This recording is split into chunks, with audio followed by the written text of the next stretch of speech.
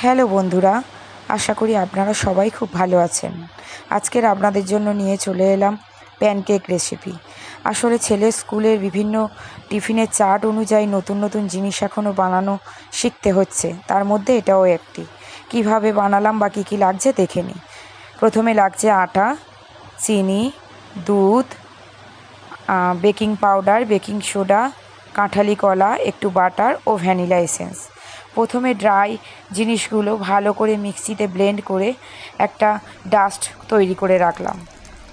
তারপর ওই ডাস্টের মধ্যে দুটো কাঁঠালি কলা, সামান্য দুধ ও 4-5 ফোঁটা ভ্যানিলা এসেন্স দিয়ে ভালো করে ব্লেন্ড করে একটা স্মুথ পেস্ট বানিয়ে নিলাম।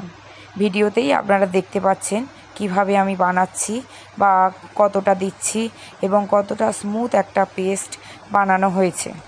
তারপরে গ্যাসে একটা কড়াই বসিয়ে সামান্য বাটার বা সাদা তেলও দিতে পারেন গরম করে তার মধ্যে যেরকম আমরা বাংলা কথায় গোলা রুটি করি সেরকম ছোট্ট ছোট্ট করে প্যানকেকের আকারে কড়াতে দেব।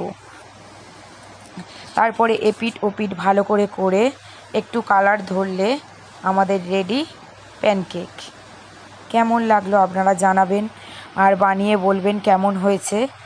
আর